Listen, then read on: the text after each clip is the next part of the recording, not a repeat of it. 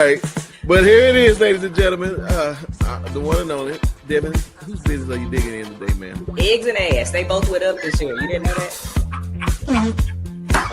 that? Listen, Mama, here's your boy, and he got something to say. I've always believed firmly, on paper, I am a white man. Brother Kenny, Mr. Pound Town himself. Sir, I'm unbothered. I'm getting ready to go walk my fish again and fly my cat. That cat in this whole 4 years. That's all I'm gonna do. Listen, y'all.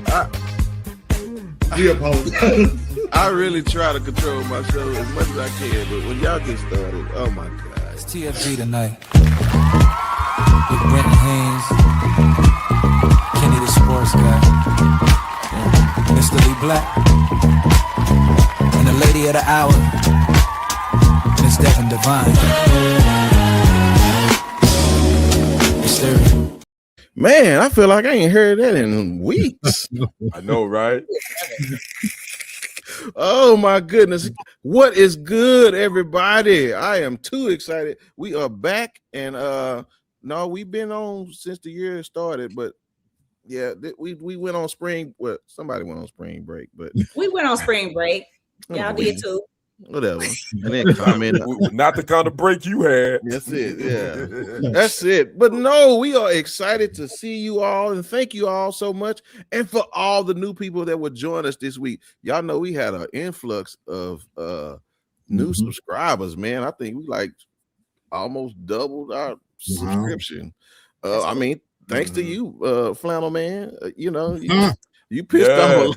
You pissed off a lot of people with that whole Michelle Obama stuff. So. Had a lot of people talking. Yeah, so again, we'll welcome any more of your comments to let the folks know. But yes, so thank y'all so much. And yes, we are live and the date is right. So when y'all come in, say what's up, and we'll get this party started. Before we start, I want to just again, if we say something you like, by all means, Kenny, I took your stuff out. So now anybody need to send Kenny some money, y'all just send it to me. And I'll charge him a surcharge to get that money over there to him. But we are excited. Hey, Miss Toria, good to see you. What's up, Lady T? Miss Toria was not playing. She said, listen, is y'all coming on this week? No. Right. So the good news is, yes, Miss Toria, but the bad news is Devin gonna be busy again. So we'll see y'all. It's Good Friday. Don't be blaming me. Oh. Well, let me put it to you like Trump said. We're gonna blame it on Jesus. Yes. Boy, what is good? Hey, Sherry. What's up, sis? Hey, what up, Sherry? What's up, real estate? What's up? Hey, Trey, what's happening? I gotta shout my boy out, man. He had a nice little interview with Tasha K. He did.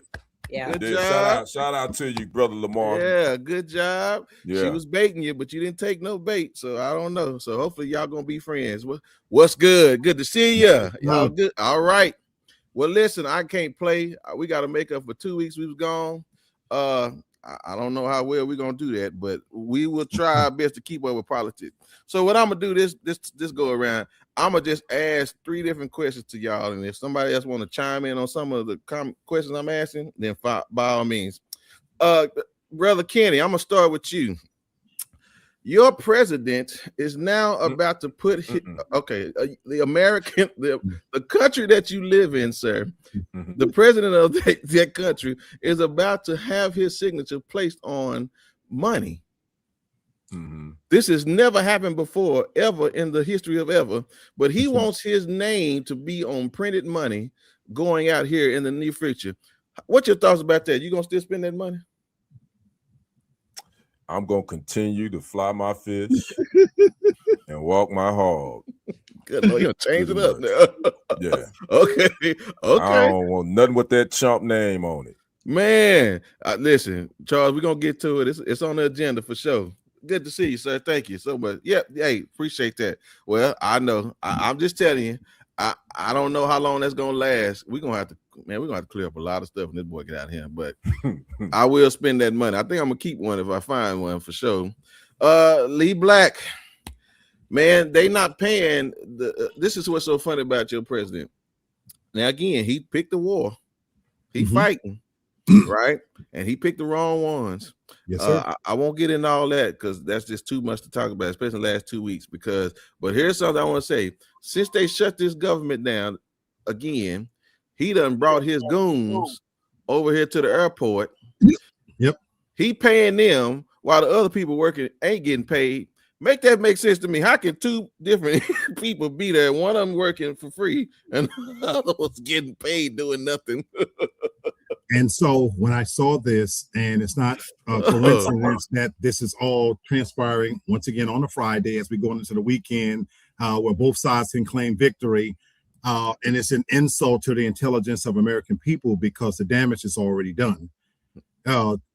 Regardless of what happens, when we wake up on Monday, over 500 people have walked away from the job. Many had to find other jobs. Some are not coming back. What's to stop the airline industry now because of the losses they've taken to be able to say, you know what, we're going to bring back only 70 or 80% of our workforce. So if anybody is thinking things are going to get back to normal with any regularity in the next couple of weeks, I have a bridge to sell you. The damage that he's doing to us as individuals, especially anybody under 1%, is some cases irreversible. And in many cases, we'll be paying the price for this for years to come. Crazy. Now, wait, I want you to speak on this part because Ted Cruz thought he was smart. He said, hold my checks until they get their checks. As though he don't have no money. To say that when his hands is as soft as baby shit and he never missed any checks in before. That rotten, no good son of a bitch, him, Lindsey Graham, all of them, I hope they die with a sick dick inside of them. Fuck them. Boy, it's been 2 weeks, y'all. Y'all better hold on to your hats. It's gonna be a joyful ride tonight, ladies and gentlemen. And no, ma'am, no, sir. That is not Arizona tea he's drinking either. All right, so sister, I mean, glowing, honey, just glowing down there. But listen, I got a question for you. This is one of the things that's been brought to the attention of the politics as well. So now the GOP party is telling folks maybe y'all should take less trips to Starbucks. And let's just try to be patriots about this as it relates to how everything is going up and how you need to hold on to your money. I mean, the insensitivity of these people.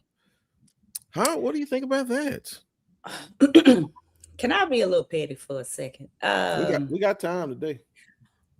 The fact that I feel like a lot of the people that voted for Trump are being negatively affected by this, I take a little bit of glory in it negatively affecting a lot of those folks. I hate that it's happening to the other folks. But you know what's sad? Someone took a poll and asked a lot of folks if they would vote for him again if they had the opportunity, and almost all of them said that they would.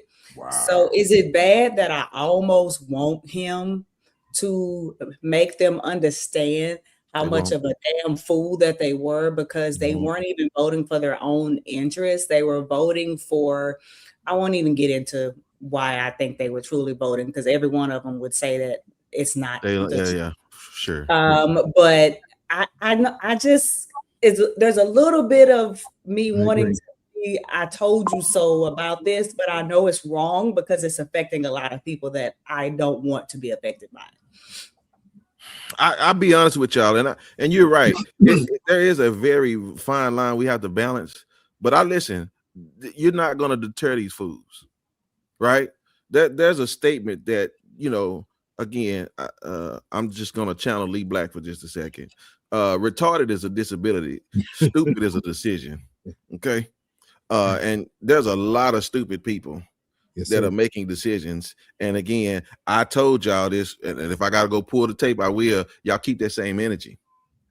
So again, we'll get into it because again, y'all on that high mighty horse, but this is what it is. And so again, y'all can turn down the chatter of now all of a sudden you just started realizing what this is what you get. This is the day you voted for, is today. And I'm just asking for a friend, and the friend is me. Where them Trump stickers at for that gas station? And y'all had them for Biden. I need to see them. What they said was gas was such and such when Obama was.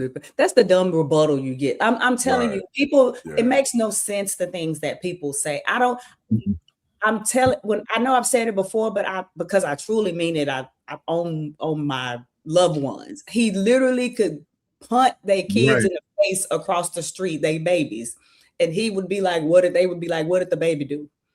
Or it must be something wrong with him. or maybe he's having a bad day. Like, just some people are just so like zombie and idiotic behind him, and I just can't get anybody to help me understand why that is.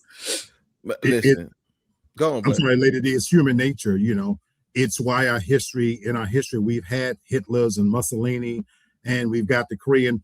People are very stupid. A person is smart. And in the comments, Tori talked about Mary 3019 talks about being dumb in a group. Groupthink is a very real thing.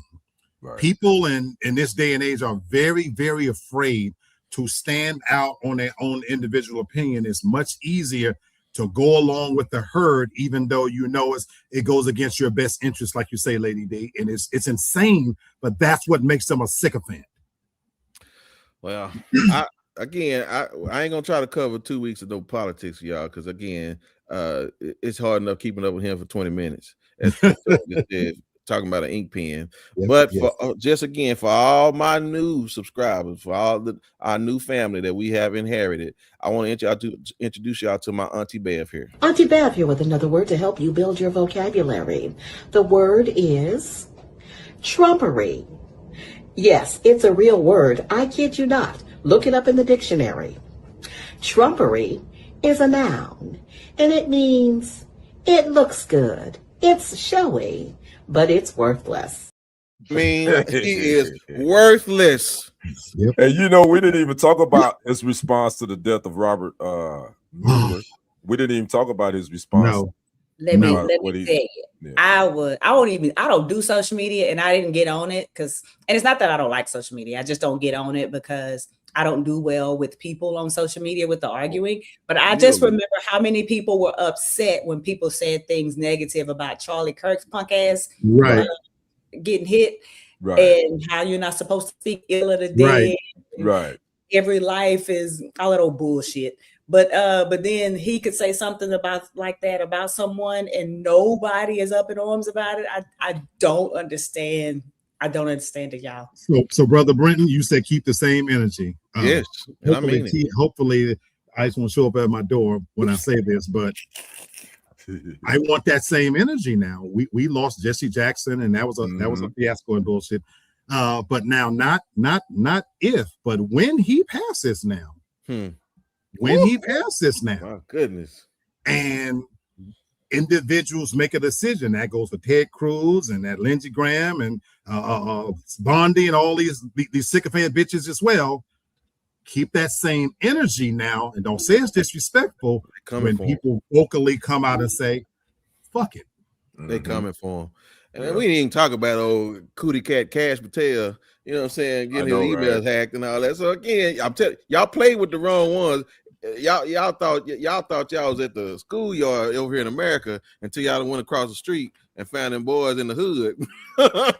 Yes, sir. They better come see y'all, man. So Yes, listen, I'm just telling y'all, Iran, Pakistan, all y'all, listen, just remember, they brought us over here. We didn't come here willfully. All right, just so y'all know. Okay, well, listen, 13 minutes, Lord. It's just, I apologize.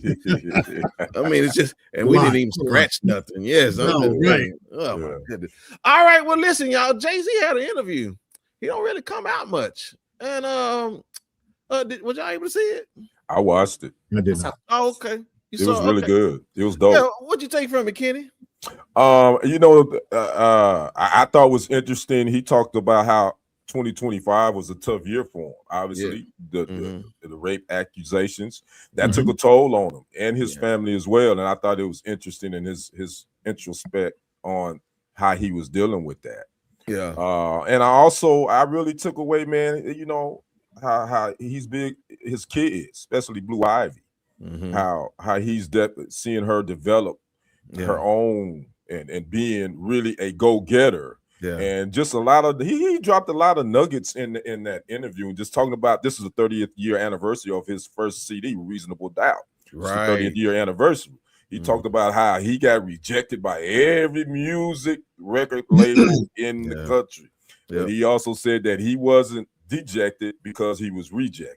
He never lost his confidence. So it's a dope. If you get a chance, I mean, it's a pretty dope interview. Yeah, Miss Tori, what you think about it? Because for me, sister, I found it interesting because some people were feeling like, well, this is JayZ's narrative.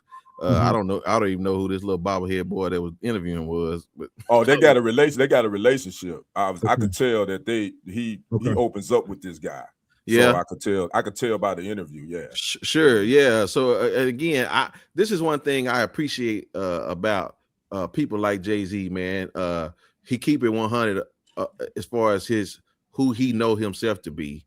You know what I'm saying? Even for and for a dude that came from the streets, man, he has really gained a lot of wisdom. It ain't just streets, but he took time to learn the environment that he was in, man. And like he sounds a lot wiser than where he came from in the streets. But what you think, sister?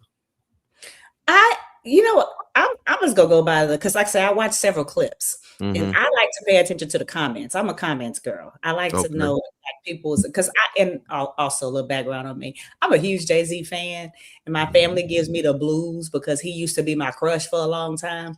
And I tried to tell him it wasn't because I think he's the most beautiful man in this world. I just think JayZ is that type of dude where he walk in the room and he takes over the room. Like you gonna notice him. There's like a swag to him. I've always loved JayZ. And what I have found that people don't like him, and I don't know why. I can't figure out why he's like so hated, especially by a lot of women. So that's something I need y'all to help me with. Like I know I know people said he got with Beyonce when she was super young. Maybe he was watching her or grooming her or something like that. But I don't know. But I'm a huge JayZ fan. I love clips that I saw about him. The fact that he's a billionaire, in my opinion, means he don't have to say a damn thing to us, but he feels it too. So I don't know. I kind of enjoyed the clips that I saw, but I did not like the response from people, especially women, about how much of a bad person he is, even comparing him to like Diddy and people like that. And I don't know if I put him in that category. Yeah, no, he can get rid of them dreads too, Mary, for me, but whatever. What you got, Black? I agree a lot. Now, I'm a New Yorker, for those of you who may not know, Harlem, New York, St. Nick Projects, and I'm not necessarily a fan of JayZ's music, but I always respect his hustle. As a businessman, they don't get much better than him, and I in my life, I use a lot of the quotes. So to your point, Brother Kenny, he's spattered and spit much wisdom that I use in life. So musically, I have artists that I like better. I'm a Tupac fan. I'm a diehard Tupac. That's my dude right there. You know what I'm saying? JayZ's had some commercial hits, but musically, but from the business perspective, he's always risen above the others. I don't think Beyonce would be a billionaire if not for the connection he's taught her when she let go of her father as her manager. So I respect his hustle because he always, to your point, Lady D, walking in a room figuratively, literally, as a real estate insider said, that mogul energy, he always had aspirations to be more than. And you can take somebody out of the streets, but sometimes you can't take the streets out of that person. Yeah, that's always had aspirations to be bigger. So I respect his hustle more than anything else. And he has a line where he's always said, he said, women lie, men lie, but numbers don't lie. And being a billionaire, yeah, he's going to pick somebody safe because to a real estate insider, when you get to that level of income, of course, you're going to pick and choose somebody that has your best interest, not going to hurt you. But the part that makes me sad, to answer your question, Lady D, why this is the case, we're the only race of people that cannibalize our own.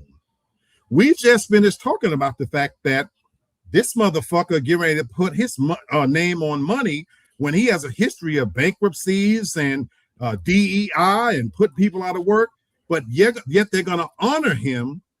But we as a people, we're the only people that at its core is jealousy because we cannibalize our own. We're the only people that when we think of Whitney Houston, she's a crackhead. When we think of Michael Jackson, he's Jacko Wacko.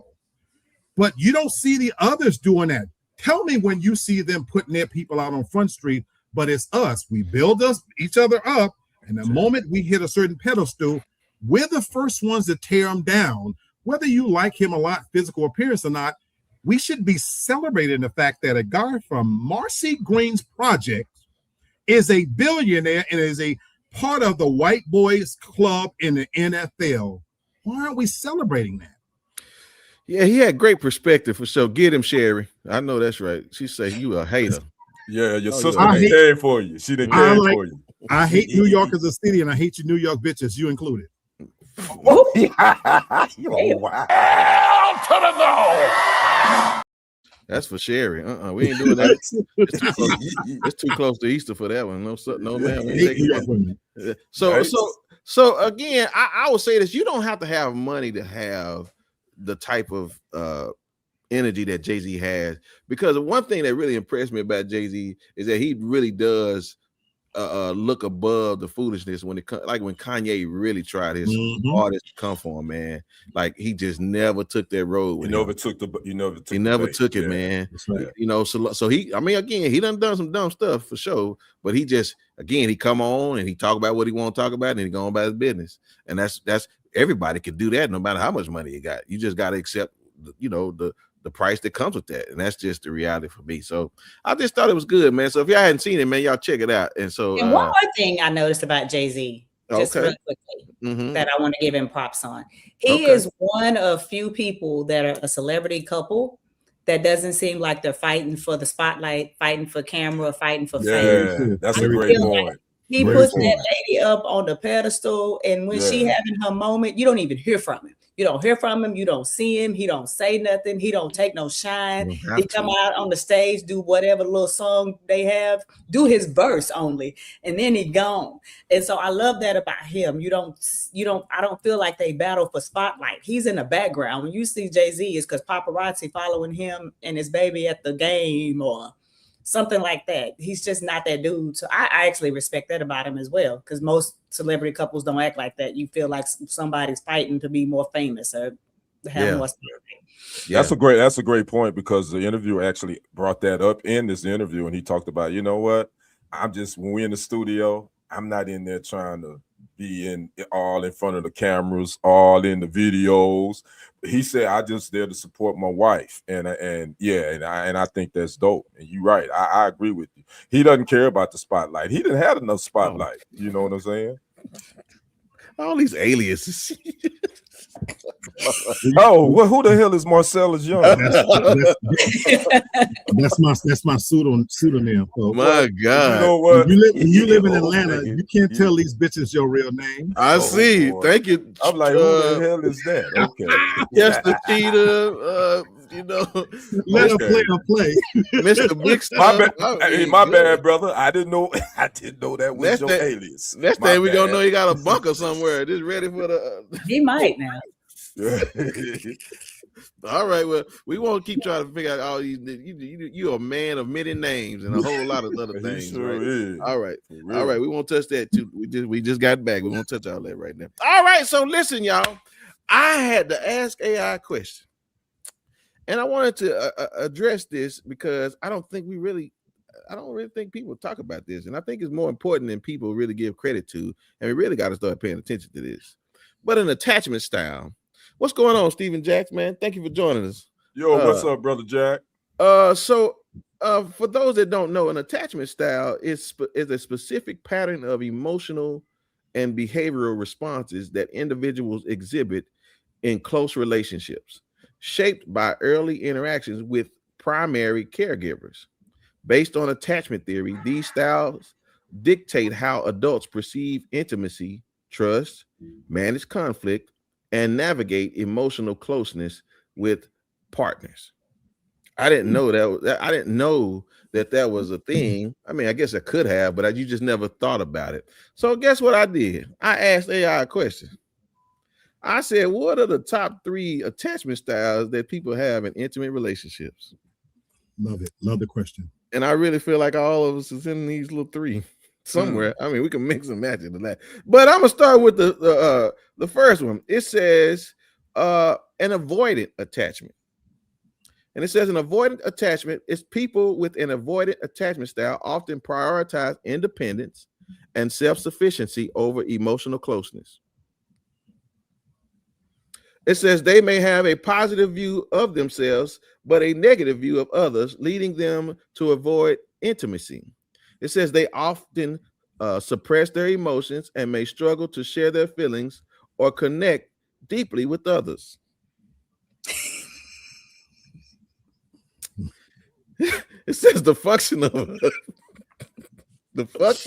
a romantic relationship. It says avoidantly attached individuals may seem distant or unresponsive, which can lead to frustration for their partners. They are likely to withdraw during conflicts or emotional discussion, prioritizing self-protection over connection. While they may enjoy relationships, their reluctance to engage deeply can cause challenges as patterns may feel neglected or unimportant. I'm gonna start with the person that probably the closest, Kenny. What you think about avoiding attachment? Whoo, boy, this is a doozy. Yeah. Is there somebody on this panel that probably fits a whole lot? No. I probably can say yes. I'm No way. No way. I'm not saying her all. name. Nobody. I'm not here. I'm not saying her name. Yeah. Hey, y'all, I don't know what they talking about. I'll let them go to hell. I don't know why they messing with me. I don't bother nobody. I just be minding my own damn business. Oh my goodness. Oh, okay. I'm just teasing. Black, what you think about the avoidant attachment style and how it affects the relationship? A lot of it speaks to me, but I definitely was thinking of you, Lady D. I did too. Look, Lady D, look. It was, but there are aspects of it that I can attribute to myself for sure. Yes, yes, no, for sure. Hey, Demi, good to see you. Hey, what's up, Demi? How you doing, love? This is proof, y'all. That what's up, Brittany? How are you? Hey, Brittany, this is proof that y'all phones be listening to us, y'all. They be following us around. They be like, you need to turn off whatever that feature is on your phone. They be all in your business, and then they put your shit in an AI goddamn questionnaire and act like and go pretend that it's some kind of attachment style, and that ain't even what it is. That you know what? Britain probably hacked my shit. That's what happened. That's exactly what the hell happened. And my kids do too. Listen, they have grown to accept you for who you are, and so that's okay. Listen, there are two more things. So listen, we're plenty to go around right here. Okay, all right. So listen, okay. Number 2, attachment style. Miss Tori, you said me why I talk to AI because it keeps me out of trouble. Because if I say I'm saying something, y'all be trying to blame me for stuff. All right, I'm talking to. This is what AI said. Right? That's what AI. That's the day when they talk about they say it. That's the day. They. The second attachment style is anxious. Now I find this is really interesting. It says anxious. Those with anxious attachment style often crave closeness and intimacy, but fear abandonment and rejection. It says they may have a negative view of themselves, often feeling unworthy of love, and a hyper awareness of their partner's actions and emotions. They might exhibit clinginess or neediness in relationships as they seek reassurance. Anxiously attached individuals may struggle with trust and often need frequent validation from their partners. They might interpret neutral or ambiguous behaviors as signs of rejection, leading to increased anxiety and conflict. Now, y'all keep in mind what I define it. It said this stems from relationships from their past or from their parents or from relationships. That's really crazy when you start. This is why I don't know if y'all remember me saying this, but I really tried my best not to give my kids a lot of baggage. When it comes, because again, it's going to affect them in the future. Right. And so I really, really tried now again, they my children, and if they disobey me, that's just what you get. So, but when it comes to just unnecessary things, you don't know how it's going to develop some type of style of attachment. I mean, sister, what you think about the anxious one?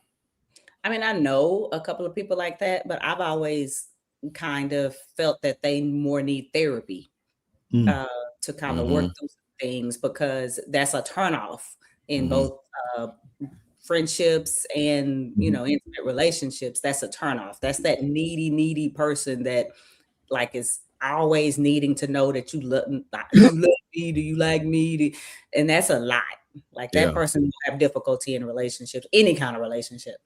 Right. Yeah. Kenny, what you think about the anxious attachment style?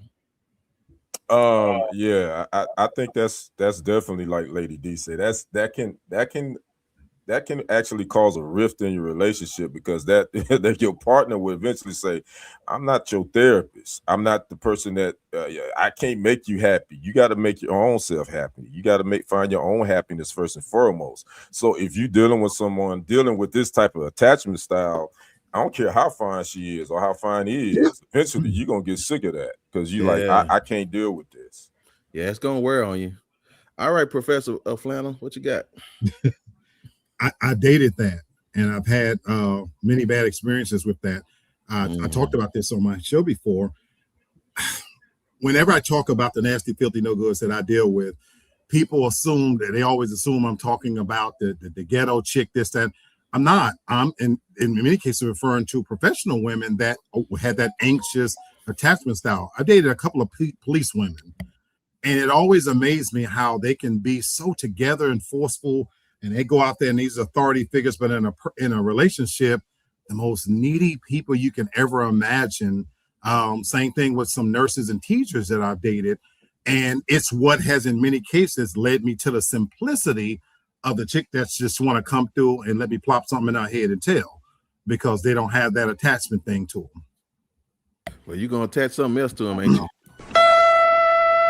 You're going to attach something else to you, honey. So you just be careful. Well, you know, for me, I really find these moments of behaviors very telling, because again, people think of all these situations sometimes one-offs. Man, that's why you gotta get involved in family, man. You gotta see what's going, see how they interact with their people. Again, I'm not saying you go get them a psychiatric evaluation, right? Maybe, but again, you just never know. Now, I can't speak for the relationships today, because I've been out the game for 2 years, you know. And so I'm just saying things have changed, man. So I just want y'all to be aware that like these things are real, and so stop looking at that beautiful box and stop looking at that pretty package, and y'all make sure y'all reading them instructions, so y'all know how them things is working. So what you say, Demi? She says it's a losing battle. They have to find fulfillment within first. No one can complete you. They can only add. Yeah, I love it. Totally agree. Great information. Totally agree, Demi. All right. Well, here's the last one. Again, there's more, but I just only want to do 3. I ain't got too long. I ain't got too much time for this, but it says secure attachments. Okay. It says individuals with a secure attachment style are generally comfortable with intimacy and independence. They have a positive view of themselves and others, leading to a balanced approach to relationships. They are usually effective communicators and able to express their needs and feelings. Securely attached individuals tend to have healthier, more stable relationships. They are more likely to engage in open, honest communications and can effectively manage conflicts. They provide emotional support to their partner and create a safe environment for both partners to express vulnerabilities. Now, I'll be honest with y'all, they done shut down Metaverse. So I don't know. I know a lot of y'all think y'all like this, but that was only in the Metaverse. So yeah, this is something y'all got to work on. I mean, sister, I mean, I know this is kind of far-fetched. We got too much. It sounds great, but I don't know if that sounds like a perfect person, and somebody right and ruin all that shit and make them that desperate, needy, crazy one. Like they start off like that, and then they get with the bullshitter, and you know what I'm saying, and build a boy, and next thing you know, they crazy as hell and they bag lady. So maybe you start off like that, but people attachment style will change from that perfect person just because of what they've encountered. Yeah, I'm not even sure I like that explanation because it's too perfect. Yes, that's almost perfection, where you getting pushed off a cliff and they don't even think it was your husband. You know what I'm saying? So you gotta. I'll be honest, Kenny. I think there should be things taken from all styles to maybe form something. I won't even say healthier, but just realistic. Yeah. Right. Because again, we've all had you. I don't care in what type of environment you're growing up in, you're gonna have something happen to you. Right. So again, it's not realistic to think nobody's gonna be without some type of issue. But at the same time, you got to learn how to mature and grow. Right. So again, that's what I want to take from this. Even if you see these signs, you know what I'm saying, have the conversations to know if, first of all, if people can be honest with themselves about who they are and then what they need to work on. I mean, what you thinking, Kenny? You said the key, conversation and communication, and I think you have to be able to communicate with your partner, and don't be afraid to have those uncomfortable conversations. And I think you have to have those in relationships. And don't be quick to respond, but also be quick to understand too, because a lot of times when we have those conversations, both parties are in defense mode. And you know what I'm saying? So you're not getting any effective communication. And I think you say this all the time, Brendan. You got to be mature, be emotionally mature, to be able to sit down and have that conversation with your loved one. Yes, sir. All right, Black, take us home. I just love everything you guys said, and it's so true. We all have some baggage, and the key is, you evolve into hopefully a better person, better version of yourself as you get old and develop that maturity. But, any one of us, we're a product of nature and nurture. We come from different backgrounds, and some of us weren't raised in two-parent households. So the amount of affection you receive is certainly going to have an impact. But, I'm different at 58 than I was at 28. And so there's a little bit of combination of all of these styles to a certain extent. But like you said, this one is just too idyllic. But yeah, you in the best case scenario, you hope that what you take from this is that, as you evolve and become a better communicator, but also knowing yourself more. Sometimes when you're younger, you don't know what not to ask for, what to ask for, because that's evolving too in terms of what was important to me at 20 may not be important to me now at 50. And so, you learn to communicate that, and you hopefully choose a partner that, that you can be able to be safe with. And that's a whole nother conversation. Yeah, definitely, Demi. I think that word is definitely relative, because although there is not a perfect person, there's somebody that is for you, perfect for you, right? You can consider that, even with their flaws. So my son's in the military, and so he learned his term from his instructor. He said, if you're gonna be wrong, be a strong wrong. And what he means by that is, if you're gonna be wrong, make sure you know why. If you're wrong, you got a reason. Like you did the research and maybe you messed up, but at least you kind of know you somewhere that you like, well, I believed in this, but then you found out that you were wrong. But just don't be wrong just because you lazy and you didn't do your work. So like Ms. Tori said, y'all need to listen to these people. And because if I say, well, what happened? I mean, they better be a good hoodwinker or something. And you missed a couple of things or something, but just don't be just hopping into everything. You know what I'm saying? Lee Black has done enough of that for y'all. So just don't worry about nothing. You said some men listen but don't hear a word you said. That go for women too, Lady T. Don't be saying it's just men. Women too. All right. That's a whole nother conversation for a whole nother day. That's talking out loud. That's talking out. And listen, for the record, she didn't send me no out loud, so that's why I didn't go nowhere with y'all today. Okay. All right, I'll let it be. But all right, y'all. Well, listen. I mean, the brother got a new attitude with a new background. He ready to talk about something. Yes, sir. Shout out to my guy, Trey. Mr. If y'all don't know who that is, that's the real estate insider, Mr. Lamar Falk himself. Hook your brother up with the new background. So shout out to you so we can get to this money. How about that? Well, let's go ahead and get to some other action. We got beef in 2026, ladies and gentlemen, family. No, I ain't talking about T.I. and Tiny. I'm talking about we got part. I'm not T.I. and Tiny. My bad. T.I. and 50 Cent. I'm like, that's my bad. That's the beef in 2026. But we got some sports journalist beef that has has raised its ugly head again. Stephen A. Smith versus Jason Whitlock, part 2. And it went down. It went down. It started with Whitlock on a Cam Newton show last week, which Cam Newton has been the target of Jason Whitlock as well. But he decided to kind of, give an olive branch and let's sit down and talk about it. And they was talking for about an hour and a half. And Stephen A. Smith name came up. And Mr. Jason Whitlock would go in, call Stephen A. Smith a fraud, saying that his basketball career was a fraud. His journalism is a fraud, and just went in. This is Jason Whitlock. Whitlock. I always get them two mixed up. Well, it didn't take long for Mr. Stephen A. Smith. If you don't know who Jason Whitlock is, put that picture up of the two side by side. Yeah, brother Brenton. These two have been at it for the last 10 years. More so Jason Whitlock. He talks more about Stephen A. Smith than Stephen A. Smith talks about him. But Stephen A. Smith on his podcast on Monday, I think Nas had a disc called Ether. I can't give you all of it, what I watched. This is only 1 minute and 58 seconds of his 35-minute tirade. I want you guys to watch this and get your thoughts on it. Go ahead and roll it. Don't worry, Steven. We're going to get to him. We're going to get to him. I promise you we're going to get to him. All right, here you go.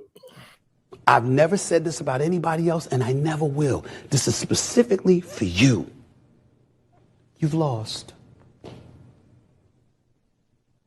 I'm better than you.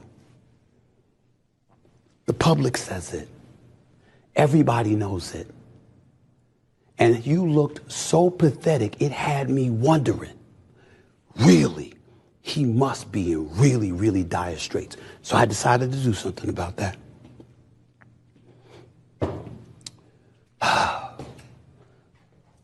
Nice studio. Something you can't afford. Somewhere along the way, you know what I'm contemplating doing, Jason? I haven't made a decision yet. But I'm thinking about starting a GoFundMe account for you. Because clearly you're that desperate. That's why you talk about me so much. Look at your numbers when you're talking about me and look at your numbers when you don't. I keep you relevant. That's perhaps the worst insult of it all. Fat Bastard Lock. That's the title of the GoFundMe account. Fat Bastard Lock.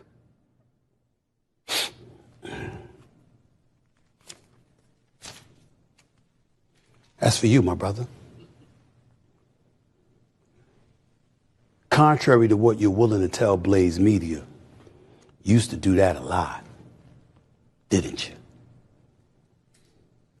After all, that's the only chance you had of getting some.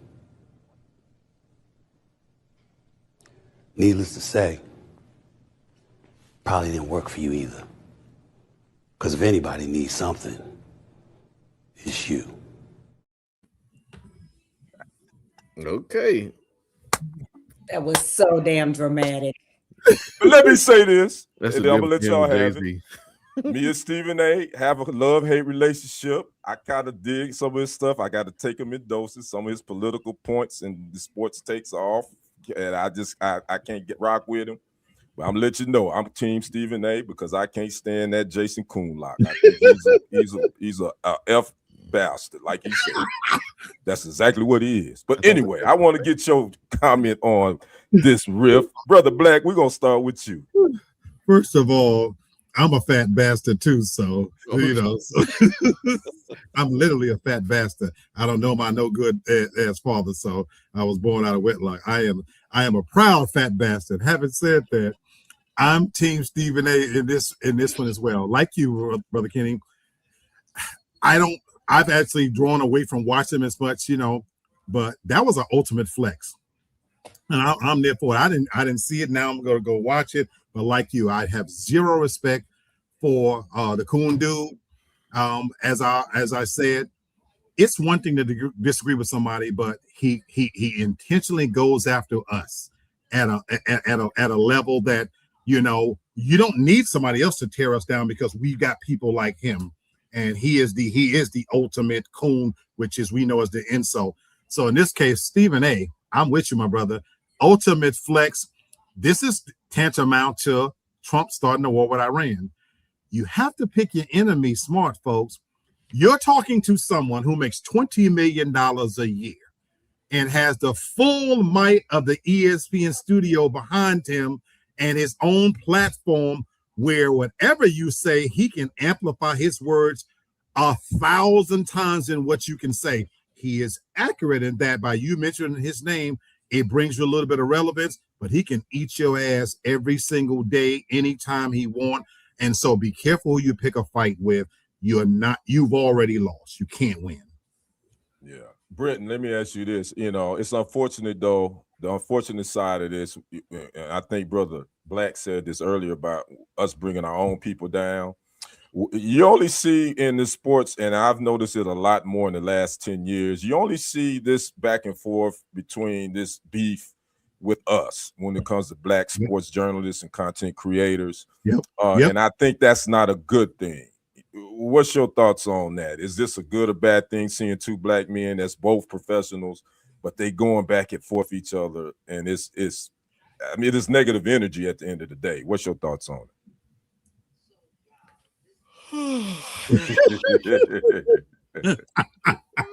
Nobody cares. Actually, they do. You probably don't, but they do. I hear you. And again, that's the difference between him and JayZ. Like that. Like, that's what I'm saying. Like, that's different. No, wait, I'm sorry. I'm finna ask. Is Cam Newton not on First Take no more? Yeah, he is. Yeah.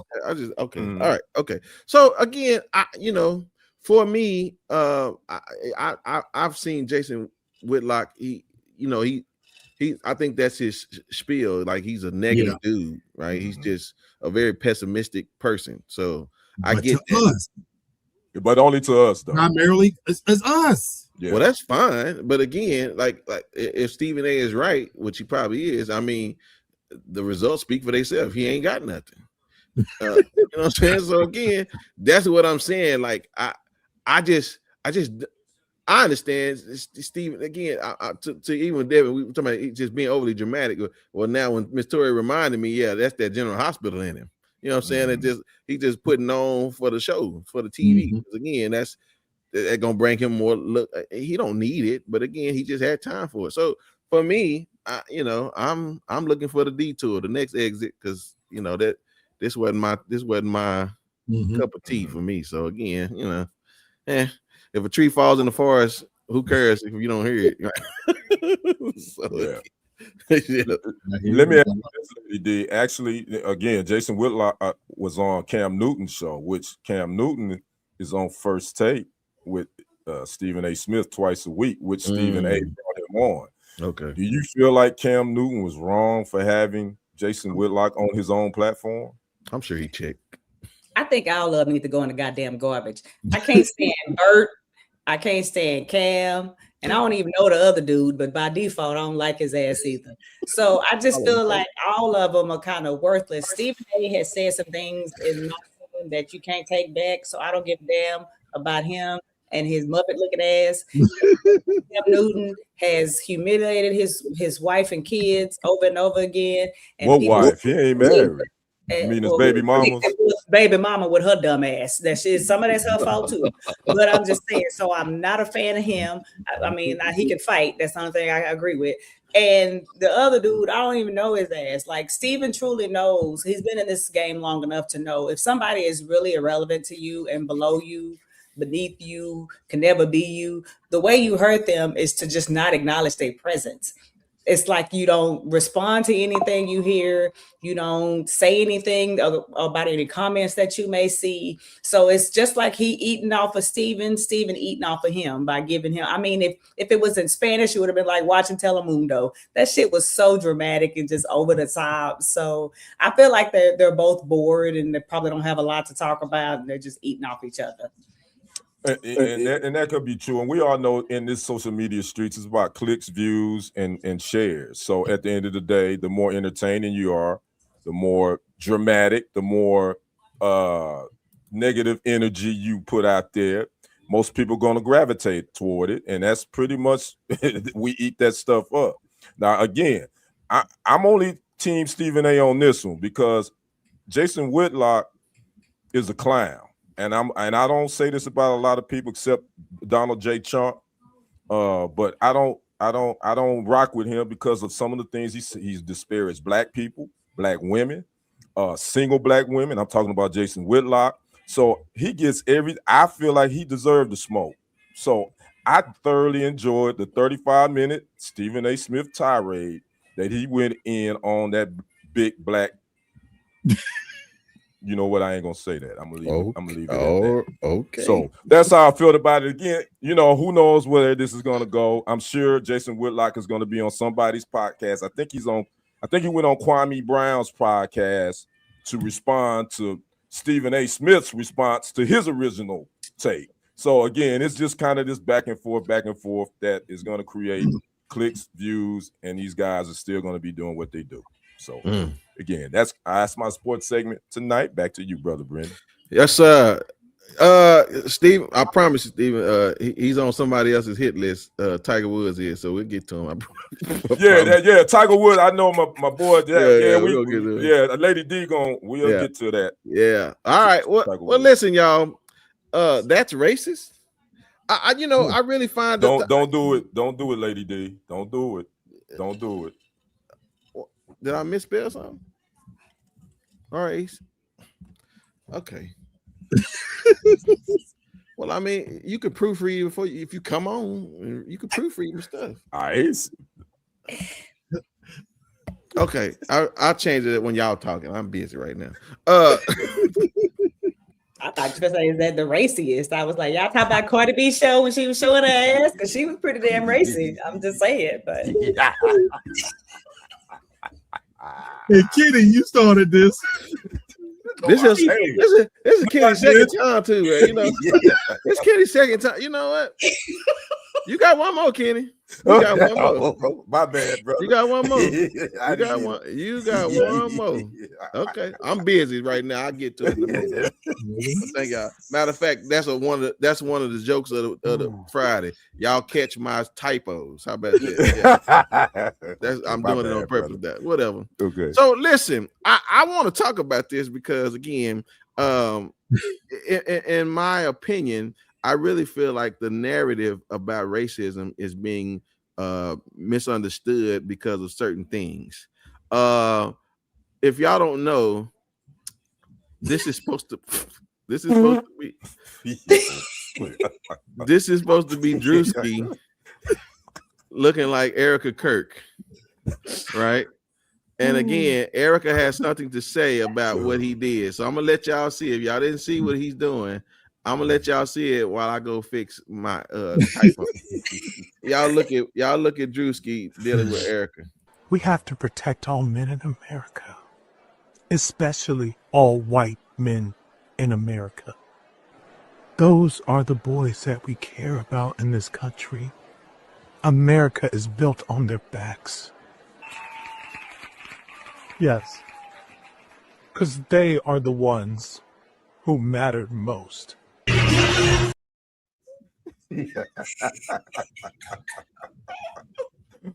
Oh boy. Now, again, y'all gotta understand something. He's a comedian. Right. And again, y'all laughed at Marlon and Sean doing white chicks, right? So again, he don't just go pick on white people and black. He picked on the pastors the other day and they got mad. So the boy's doing his job, right? I mean, he's doing what he's supposed to do. But here's the problem for me now, because again, you and your feelings, and I guess it speaks to what we keep talking about sometimes, because again, I don't always agree that we cannibalize each other, but we do things that white people can't do because they don't know how to. We know how to make fun of people. But Erica says, Drewski, this is sick. You fully dressed up as me, copied my look, my voice, my mannerism, and turned me into a joke for millions. She said, if I did anything even remotely comparable, y'all would be trying to ruin my life. This is racist, humiliating, and extremely what are you doing? I mean, I can't see in front of my own stuff. It says, and you know exactly what you are doing. Okay, again, here's the reality about this whole situation. If you making fun of history in such a way where you don't, again, if you dress up as blackface, you are doing something because of something that's traumatic to people that were doing that to insult people. He's doing that as a satire to make fun of you and your behavior. So again, for you to be in your feelings is one thing, but you to now call him racist because he's doing a good. That's what black people do. For instance, when that girl was doing Pop the Balloon, it was funny to us. But then when Netflix come and take it and try to sprinkle their stuff on it, it ain't funny no more because they don't understand how we do the dozens. So sister, was that racist? No, I thought it was to me literally like watching white chicks or SNL or Martin Lawrence like playing a character. I think y'all remember the video. Oh my God, what was that celebrity's name? He was on a podcast and the white guys were asking him, why is it okay for you to say the N-word, but we can't say it? And then he was like, well, say it. If you want to say it, then say it. I say it with you or whatever. And this is what this is reminding me of. She feels a way because he can do it and get away with it and it's not looked at as racist, but she knows that she can't. And I also think she also knows that by mocking her, he's also giving her attention and bringing like eyes to her site. So it seems like she would just embrace it, because if you look at all the satires and the skits that are out now about any person that's in politics that's funny, she should be happy he even gives a damn to mock her. Well, and Lamar has a point. Candace Owens understands. Again, I'm not gonna make it a black and white thing, but black, again, she has to understand the difference between her putting on blackface and him putting on a white face, making fun of you for how you are versus you mocking people just because of the color of their skin. It's a difference. You talking to me? Yes, sir. Nah, fuck you, you stupid bitch. So he offended some white lady, which we know is the bedrock of the USA. Our country is built on that. So the idea that he offended her sensibilities and now you want to call it racist. I personally am not necessarily offended, Drewski. And I have become one over this last few months because he is bringing comedy back to where it should be. My favorite comedian is Dave Chappelle. He's fearless. And and even you brought the Marlon Brothers. They have a new movie coming out where it's already receiving a lot of backlash. They're trying to take comedy back to a place where we're way too sensitive. You know, we're politically correct. We pick and choose when things we want to say is racist or not. You know, and so I love the fact that this is a comedic take on it. Deal with it. But our country is built on the principle that the most precious commodity sitting at the top of the heap is a white woman. The whole horror genre is built on preserving the dignity of a white woman. Frankenstein chokes two little white bitches to death. Dracula bites white woman on the neck. Every horror movie that's worth its salt is white bitches falling in the forest. You know, she's soaping herself up in a shower. They're so fucking precious that they can't be touched. What does it say in 2026? You could lose your job if you say faggot. You make something against trans people. You can't speak against Israel. But to the comment in a thing, it's okay in 2026 for Michael B. Jordan and Delroy Lindo to be on a public forum and be called a nigger. It's still okay to say nigger. And when you hear that, we're told to move on. You know what I'm saying? That's okay. Well, we need to get over it because we're too sensitive about that. But the idea that some stupid white bitch is trying to climb on the back of her fucking husband who was a racist himself, and now you make a little fun of her, fuck all of y'all. Yep. There goes that clip. Right. Yeah. We love him.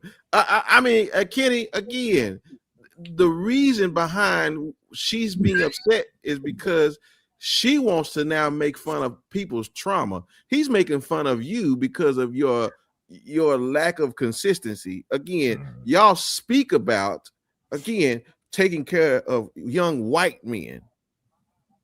Yeah. But then come on, y'all can't have it both ways. That's hypocrisy. Well, they always want to have it both ways, though.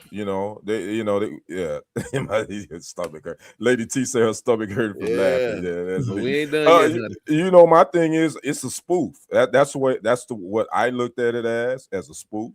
That's part of being a comedian.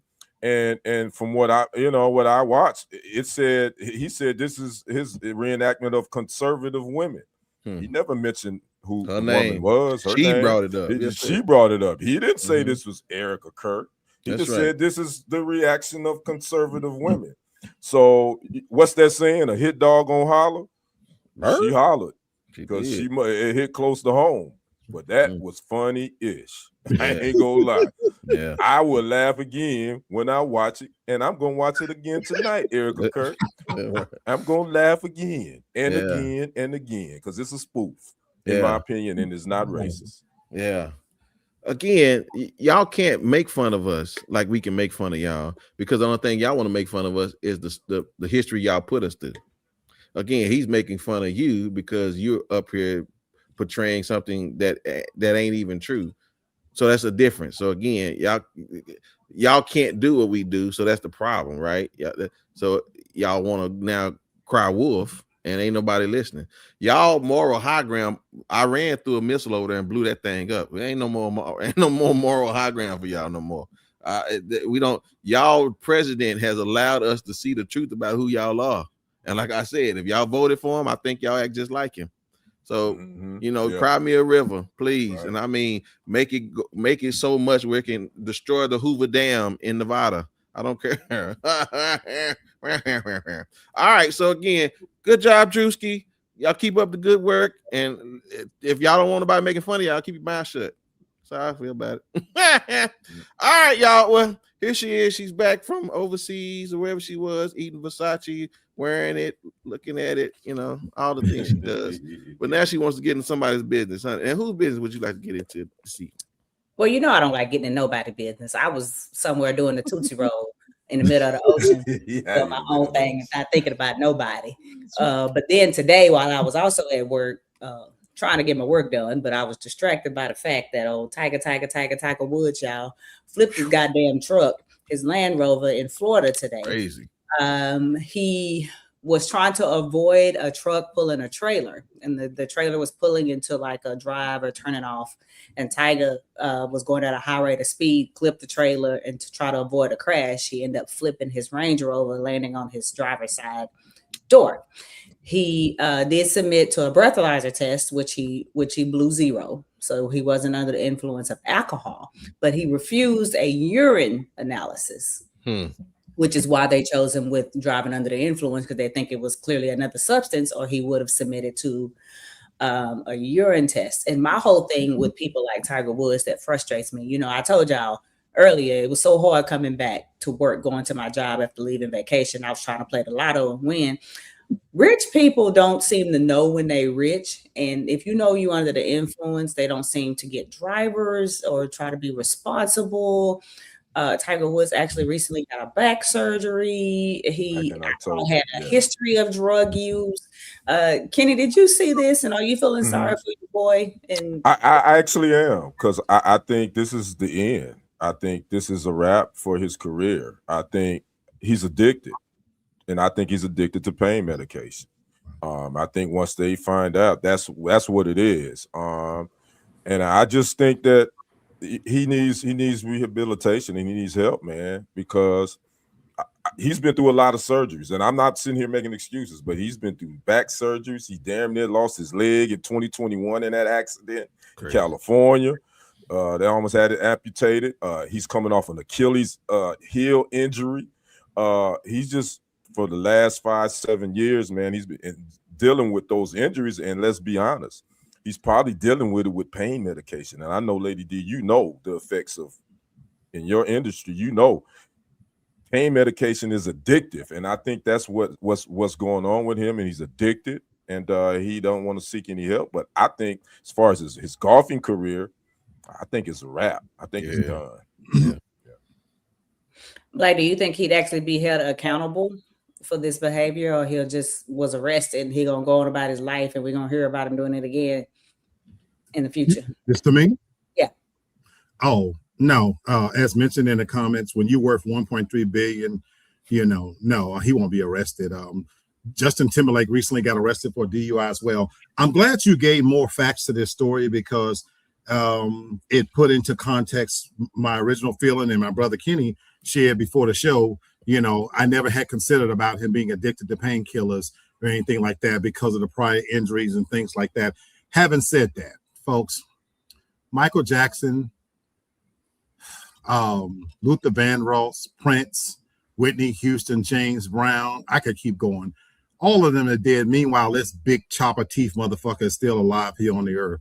I don't give a fuck about Tiger Woods, his career, his big Chinese teeth. I don't give a fuck about what's happening to him. I have no pity whatsoever. He is a billionaire, an entitled son of a bitch that didn't want to be known as an African American. So fuck you and your rat-eating big teeth. And we'll be back. This is a test. This is only a test. That flannel is on fire. You hear me? That took a left turn, big time. Then you got a rebut for that one. I don't know. No, well, Tiger Woods. Tiger Woods. Nope. I'll just say this. I'll be honest with you, man. Tiger ain't been right since that white woman left him. That's a good point too. And Tiger ain't been right. It took a lot of his money too. And I don't even think the money matters. It's the fact that they found out how much he was in there throwing that golf club around. You know what I'm saying? And giving it to all the brothels in town. You know what I'm saying? Like ever since Tiger got found out that he was out there clubbing with the club, he ain't been right, man. I think he needed to keep his secret a secret and then pretend, because he's been pretending for a long time since his daddy was teaching him. So I think once he had to come out about who he really was, like he ain't been right ever since, man. Like y'all know them dudes in the streets, man. That boy he could fix a car, and then he can't fix a sandwich, right? Because again, he just messed up in the head now, man. He ain't right. You know what I'm saying? His son. Why won't your boy even play golf with you? You know what I'm saying? I had my daddy everywhere with me. You know what I'm saying? But you can't even go do father-son golfing with your son now. And actually Charlie's doing pretty good. They actually were in the tournament. I know, but that's what that would have been my whole ticket, man. Out of what on Monopoly, I'd have passed go and collected my $2 million. Right. Well, he'd have been right at the top. You just take your daddy with you. Right. That's all but you can't even do that, man. So again, the boy ain't been right, man, since we found out he was a. Well, then too, I don't think he's been right ever since his pops passed away either. I think if you look at the timeline to that too, that was the dude that kept him in line, kind of, when it came to his. I agree with that. With his golfing, with his ability, he was a tough soul, and so I think you saw a shift in that. And then now his mother passed away. I think a year or two ago. So yeah, I ain't making no excuses for the brother, but I'm just saying, life happens, and sometimes life will throw you that ish, and you just don't know how to handle it. Yeah. So. Demi said, I take this personal for several reasons. Chronic pain is real, but doesn't give you the excuse to be negligent. That's a good point, Demi. Yeah. But we're talking about privileged rich people. And some people can't handle a lot of money, especially when they're not mentally right, or they have a lot of stuff going on. God, I would know what to do with the money. I would act right. I'd have a No, you wouldn't. No, you wouldn't. I'd be healthy. I work out every day. I have a train. Nice to people. I'll start giving hugs and stuff. No, you wouldn't. No, you wouldn't. You damn sure ain't gonna be doing that. You give me a chance, God, I will do better. I don't even need $1 billion. I just need half a damn billion. Because them motherfuckers don't appreciate you, God, and the blessings that you bless them with. They just don't appreciate it. I would appreciate it, and I wouldn't be no drug addict and running over people and shit. But what I would do, that man was pulling a trailer, and he lucky that wasn't my ass. Because by the time the cops got there, I would have been laying out in the goddamn pavement with every injury to my spine, my neck, my back, my foot would be broke. You've been like JayZ and Friday. That's right. You've been like JayZ and Friday. Oh my God. So that's what would have happened. So I just think Tiger Woods don't appreciate things, Lord. And you need to take it away from him and bestow it upon those who would appreciate it and do right by it. And now I'm gonna go mind my own business. Lord, let me say Please, this, Lord. please. That was Devin Divine's prayer. That was not my prayer. So I want to distance myself from that. I You can't crazy. speak for the other brothers on here, but You I'm crazy. distancing myself from that. All right. Well, hello, Miss Diane Marie. Thank you for joining us. Good to see you. How you doing? Yeah. How you doing, Diane Marie? I know. Thanks for honey. popping in. Yeah. So, all right. Well, listen, we appreciate it again. Tiger, man, he's a master of many things, but yeah, he done for. That's just it. So, all right. Well, speaking of Tiger, now that's nasty.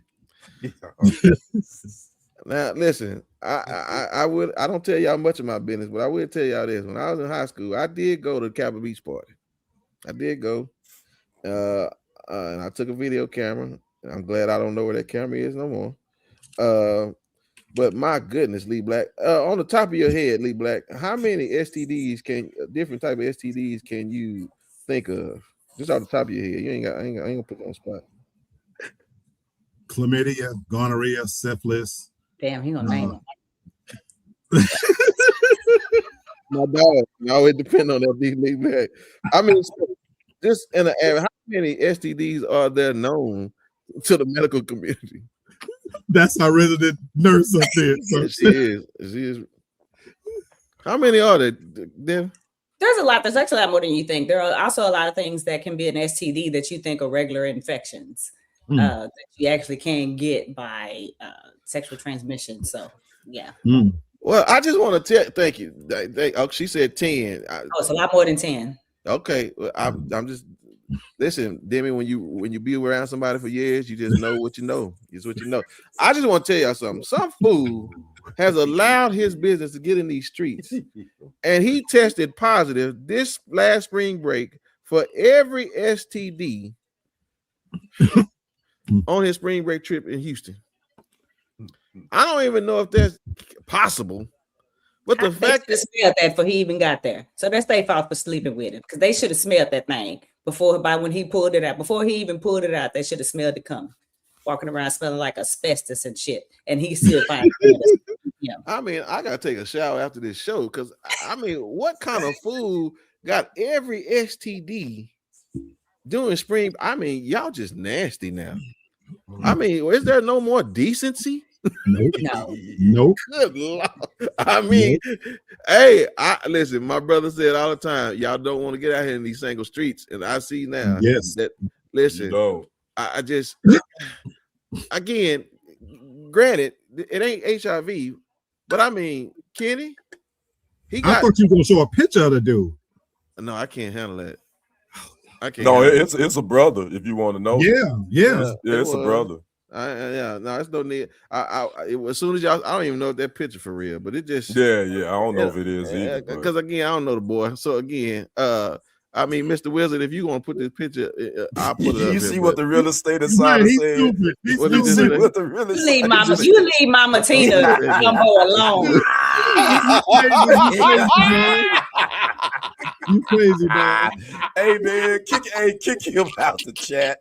Damn. Kick the real estate insider out the chat. Man, if she's serving up that gumbo like that, bro, they all in trouble. That gumbo giving out STDs, I don't want no part of it. Hey, man. I don't want listen, I just want y'all to be careful out there in them streets, man.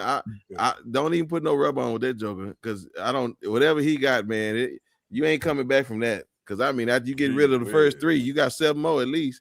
I mean, I don't know, but I just want y'all to know, spring break ain't what it used to be back in the day. It just, yeah. No, they need to rename that spring break out. Because it sounds like that he broke out in a whole lot of STDs.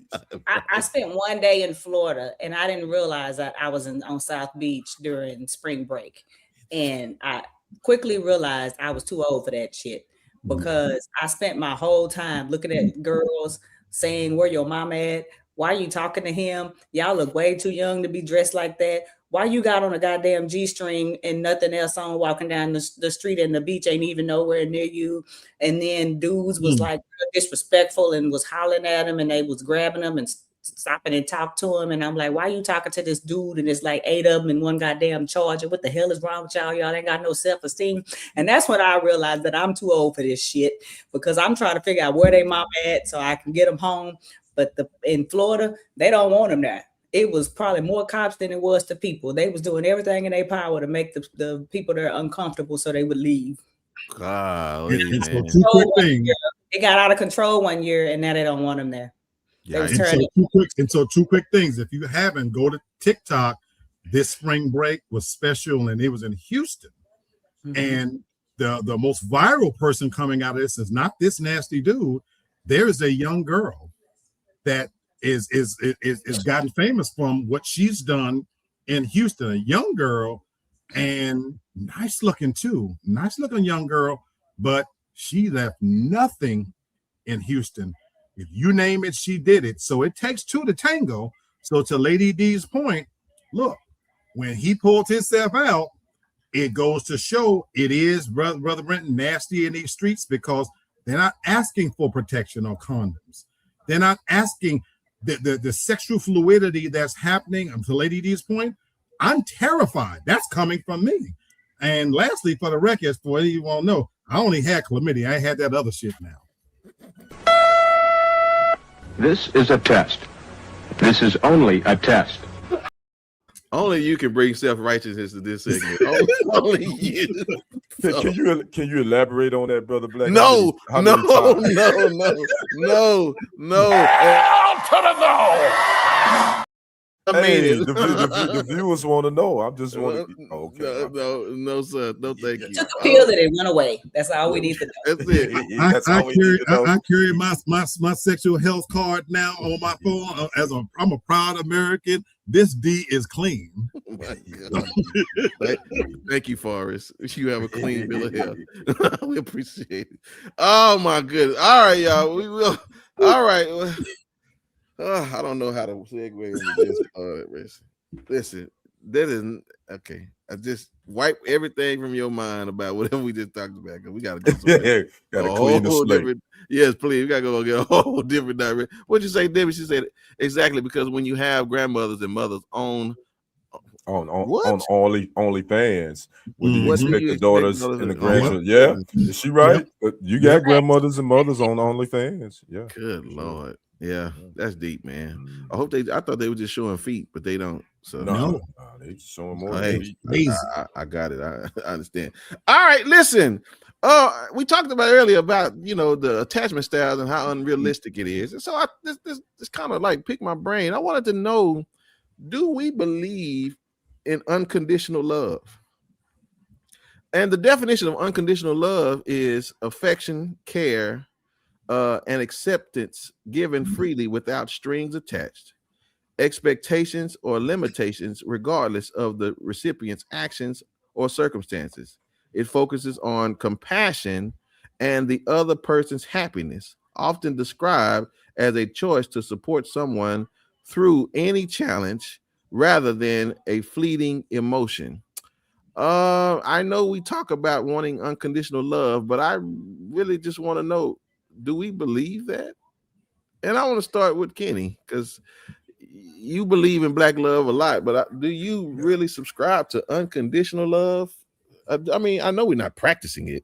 For sure. Not in a romantic relationship. No, I don't.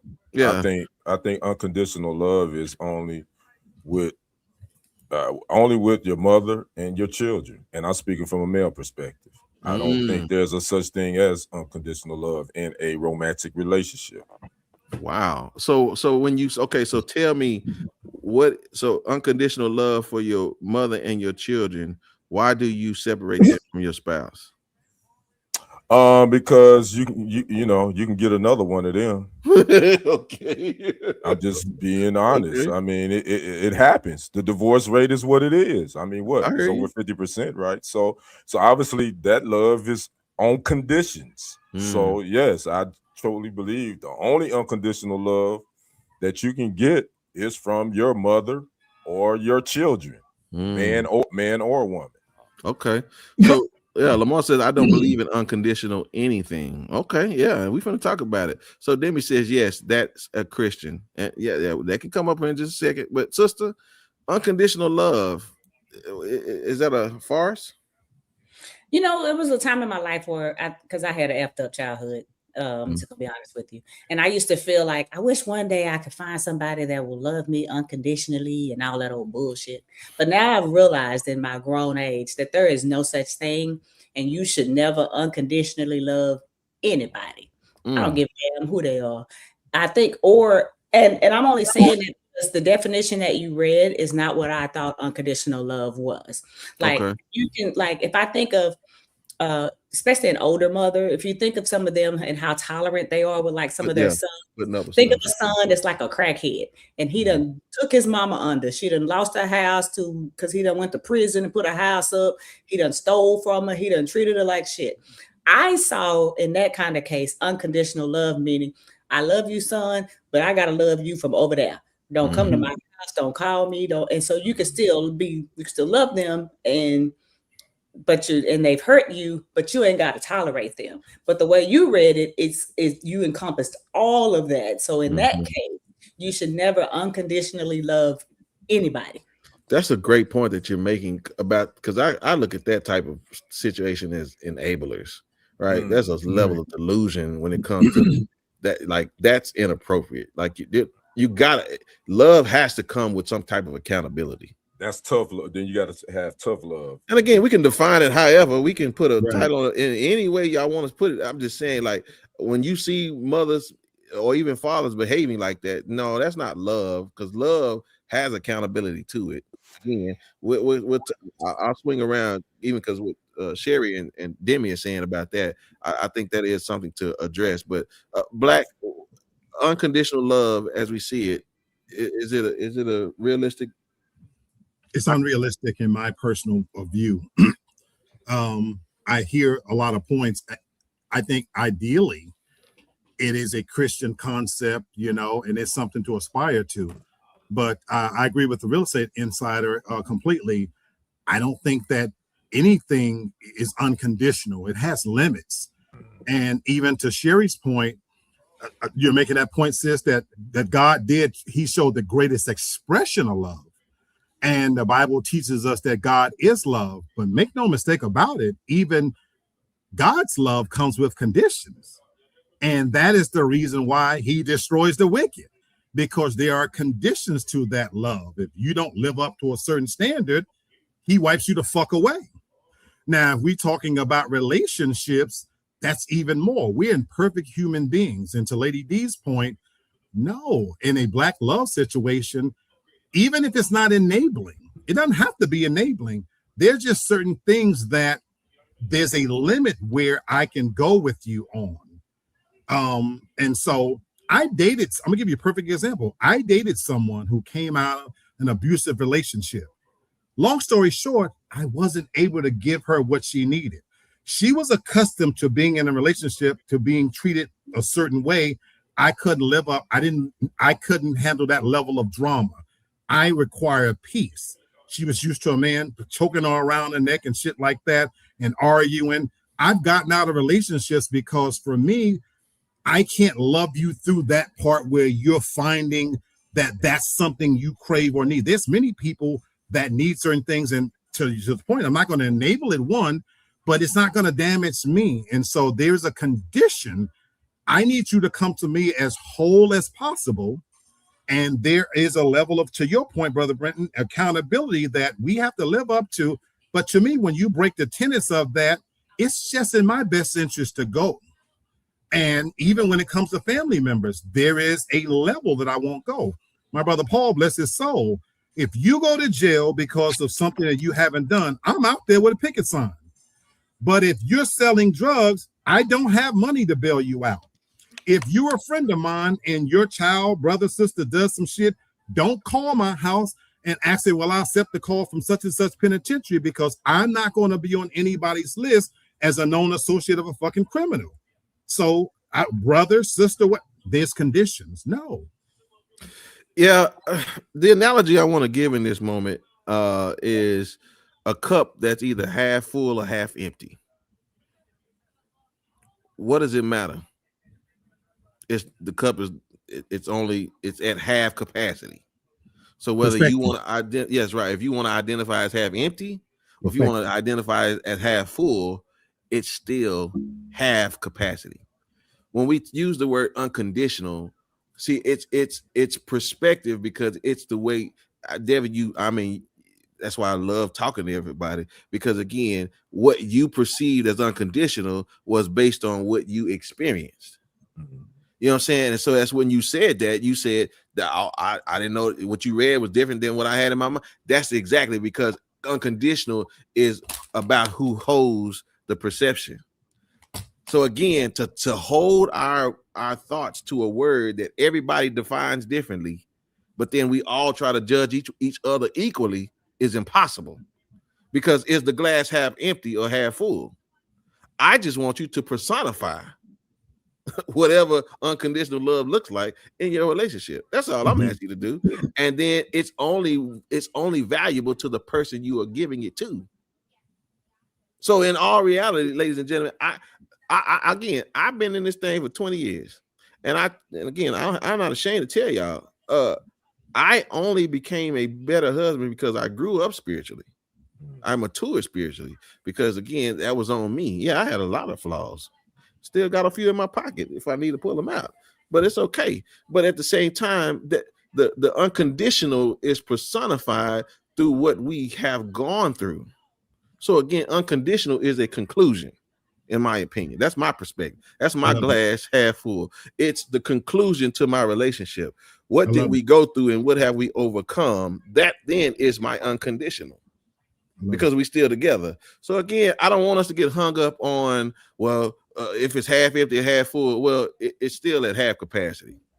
So again, if you define the terms, and then from the terms you define it, then I need to see what you say, if what you're saying is true.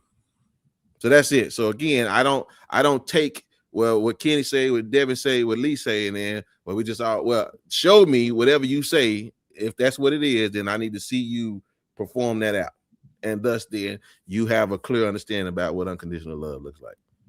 So again, that's for me. So again, getting into religion and all that kind of stuff, that's again, those are topics that could be had, but I won't have them with strangers. I'll have them with my family. You know what I'm saying? Because again, we can agree to disagree, as my brother say, without being disagreeable. So again, that's what that is. So the question is, obviously, Demi says love is an action word. You have to put the work in to show your love, and depending on the type of relationship you have with a person, you dictate and determine how you love that person. And I totally agree with that. Yeah. So in terms of a romantic relationship, should you throw unconditional out the window? Should that not even be involved in your romantic relationships, whether you married or in a exclusive relationship? Should it be thrown out? So I love that. When you make that point, Kenny, this is what I looked at. And let's talk about sports. I didn't have a problem with LeBron James. I had a problem with LeBron James followers because they were already crowning him the king over Michael Jordan. Right. LeBron had just got started in 2003. In 2004, y'all were calling him better than Mike. But now we at 2026. Guess who ain't got more rings? So again, stop giving me the definition before he even follow out the plan. That's for me. I don't think it should be unconditional. Should be a conclusion, not a upfront measurement that you try to set for yourself. Get rid of that. Don't even put that up. So that's what I'm saying. It needs to be a conclusion for me, not a starting point. Yeah. Go ahead. Now, in our marriage vows, it says for better or for worse. Sure. Should that be thrown out because that's a condition? No, okay, so okay, well here we And go. I know I done went down a rabbit hole. Right, I just want I to like ask. for better or worse, though. I view that as different, Brother Kenny, than Okay, unconditional. okay, Again, okay, my view of it. I'm just saying, okay, not that I'm right. okay. Yeah, Okay. and again, we got to keep to it. me, worse could be your salary is cut in half, and I'm Mm-hmm. not going to divorce you as a result of your salary being cut in half. Mm-hmm. But if you try to cut me in half, you got to get the hell out. I mean, there's just different ways. If that person becomes a murderer or something, so that's why I say I view it. Yeah. But at the same time, each of us have a position, right? Mm-hmm. And here it is for me.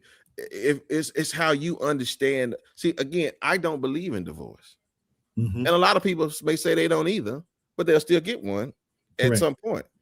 Okay, that's your position, but my position goes a little further than that. So again, it's tell me what you're saying, and then show me what you're doing, and then I'll see if it matches up. That's what I see. So no, I don't take that away. I just don't think people.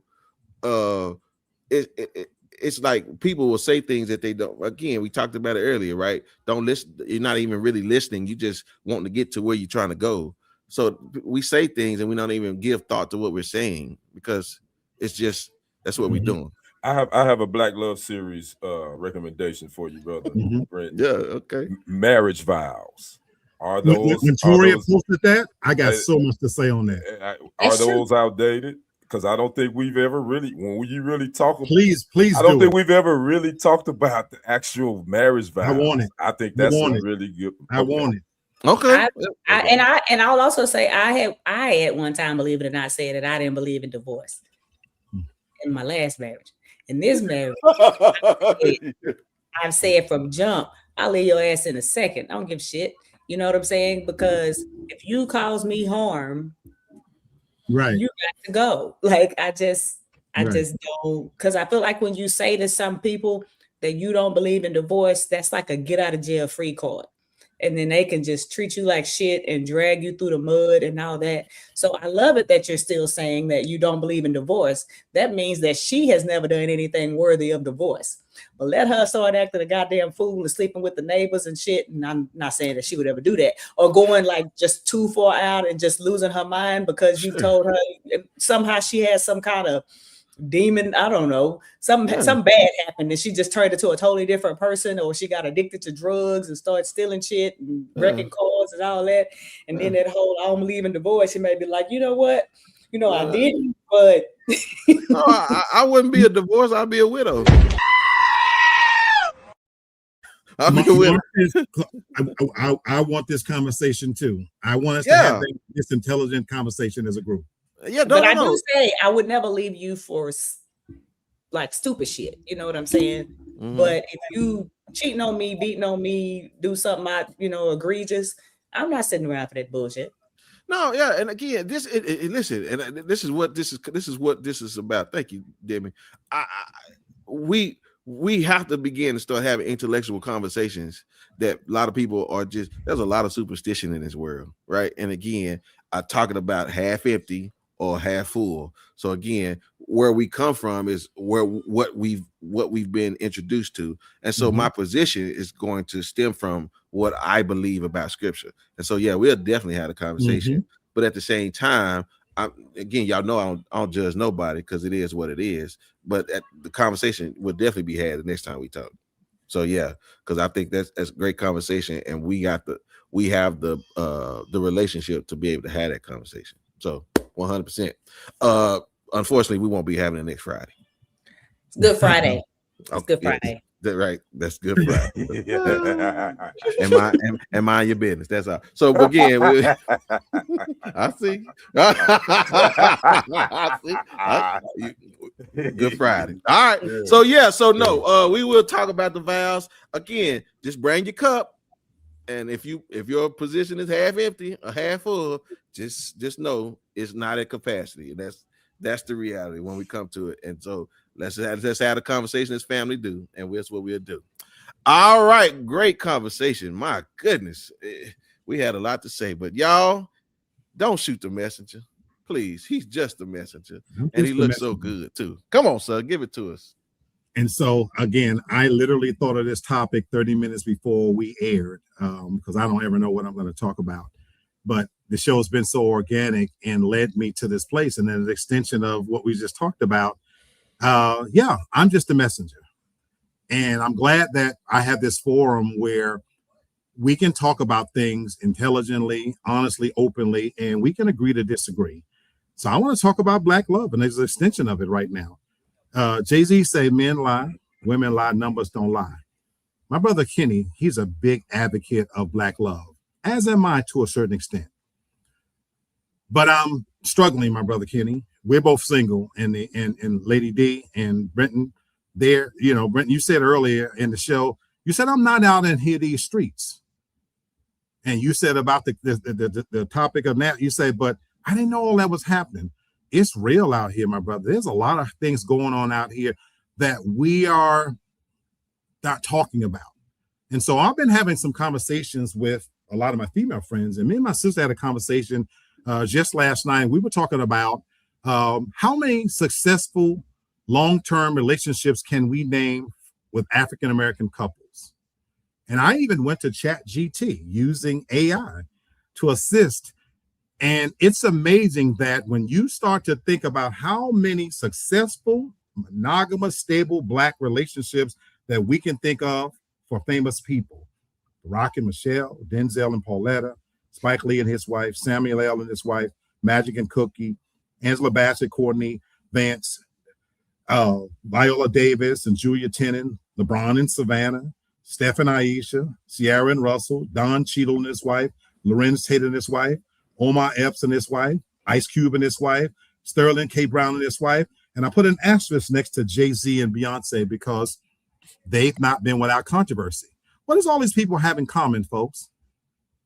Do you know it's very odd that when you look at the age groups that out here right now and look at even some of those people like Steph and LeBron, they marrying somebody that they grew up with, they've been in long-term relationships. And then my brother Brenton, you've been married for X amount of years. Sherry's been married for over 35 years. What does it say that Gen Z, the younger people under the age of 30, we can't think of anybody, I dare you, to come up with a successful, stable relationship in that demographic? All across sports, entertainment, news, you name it. I challenge you to find it. What's the problem, folks? So I'm a single man in these streets. It's very difficult, folks, because as the messenger, what's getting lost in the message here is that we can debate whose the problem is. And this is not an attack on women, Lady D, but there is a level of accountability that we don't speak to. And so I'll ask a simple question. If you wanted to learn how to fly a plane, you'd go to a pilot. If you wanted to become a great cook, you'd go to a chef. So when I hear Black women across the social media landscape and even in real life talk about the tenets of being a good, stable woman, a wife, and in great relationships, what's your point of reference? Because in many cases, a lot of you have been raised to be single. You have no verifiable source to go to that has been a wife, that has been a good woman. It's the exact opposite, and we see it playing out, not just in social media, but in real life, because the women we come across too often tell us of how strong they are. And I'm not here to debate whether you Black queens and you successful. We all know that Black women are the most educated demographic on the planet. But what does it say that at the expense of your education, even some famous and rich ones can't find a husband? And so we see the Cardi B's and the other ones playing out. And she goes on social media with this big flex about she was going to spend $1.2 million for the guy. But meanwhile, she has 4 kids by 2 different men. And I'm not blaming her because we got shit ass men. To your point, Lady D, is Cam Newton and Future and Nick Cannon. But I'm just saying, you can't have it both ways. And so when I look at how difficult it is to navigate Black love in these streets with what's happening, it's very difficult because I no longer believe that Black love is being propagated and groomed in a proper way. If anything, I think it's the opposite. A lot of these ladies are being raised in an environment and being taught, you don't need us. I can do it by myself. I'm independent. I don't even need you for sex because I got the roles and this, that, and the other. And so they are in turn raising their daughters not to be wives, but to be single mothers and to be deposits for what seeds we plant in them. That is not excusing the behavior of men, but I'm just highlighting and pulling the Band-Aid off of a problem we don't talk about. Because just like Drewski called out white women and they're sensitive about it, it's no longer proper to say that a lot of our women aren't the best examples that we should be choosing for wives and for girlfriends. Right now, in our country, in my perspective, agree or disagree, the worst behaved people in society is Black women. You see them by far acting the worst in airports, restaurants, twerking in places where it don't belong, the upkeep, the challenges that we face. And that's a reason why for a lot of men, we're simply not choosing them. And so when I go back 15, 20 years, and I used to think about, well, why are some of these athletes and famous people choosing white women? I no longer subscribe to the theory that you're hating your race. I think Black women still are the most beautiful women on the planet. But a lot of men are trading in that for their peace and sanity rather than to have somebody confrontational in their face and I got to fight with you. And so the reality is we're not choosing you anymore. And even Black women now are starting to swing that pendulum back the other way to be able to recognize that you share a great deal of the blame and why you're no longer being chosen. I even have a problem with the fact that how many of you look. Devin, you're beautiful. Thank God you don't feel the need to change a thing. But the big bloated asses and big bloated titties and the spider eyelashes and shit is utterly ridiculous. And so I hope that we swing back to a place of normalcy, because where it's at now, the numbers don't lie. And contrary to popular belief, we don't give a fuck about your education and all that stuff. We're not choosing you because we're choosing sanity and peace. Don't shoot the messenger. Thank you, sir. I appreciate it. I want to look at the glass half full today. I really believe she loved me now. I think I done moved up in the ranch. I agree. Okay. Yeah, but you is messy. I ain't gonna lie. You know, He's messy. Hey. I mean, so now you know what? This is how we gonna mature our relationship. Now you're gonna put it in the private chat. We done graduated from her calling me out on live. Now she's sending it in the chat, live chat. Why don't you now send a private message? Yeah, yeah, I caught it. Let's grow. Let's work on our relationship, right? That's what we gonna do today. You know, I can't wait, Demi. We were gonna have this conversation next time we're here because I hear everybody. And again, I that's why I can only talk to people that are we're family, because y'all know everybody's heart. Y'all know anybody trying to, you know, get at nobody. So this is gonna be great. So I agree with everything you're saying. And I hear that. So yes, I really want to ask Brother Black, man. So are you gonna go ahead and start drinking white milk now? You done with chocolate milk? Is that what you were saying in your message? No. To answer that, no. Brother, I mean it's in all seriousness. And if you are, that's fine. No. I mean, I want to thank you for asking. So for those that don't know, in 2 weeks I will be moving to Dallas, and I'm always going to love my sisters. And that's my first preference. Do you know, Brother Kenny and Brother Britton, and I hate we lost Lady D. I'm praying to God that the attitudes, the level of entitlement is different. I'm hoping with a change in setting that I will see something different. Now, for the record, for anybody watching this, I got a whole lot of problems. So I'm working on myself.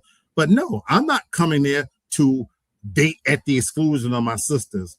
But I'm so completely turned off with what I've seen and what I see in general that it's opened the door to a realistic possibility that just may not be the best match for me.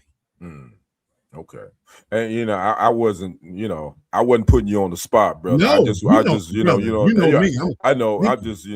wanted to ask because a lot of the people that watch us. Yeah, no. They are sisters. That's who support us. So I just wanted them to get a better understanding No, of thanks your for the thing. question. Thanks And, I'm right. grateful in 2026 that white girls of 15 years ago, now these white girls got fat pumping asses, nice pumping titties, just like anybody else. And so, you know. All right, Yeah, fellas. yeah. Brenton and Lady D over there playing. I don't know what they doing. They going back and forth. He done took her out. She done came back in.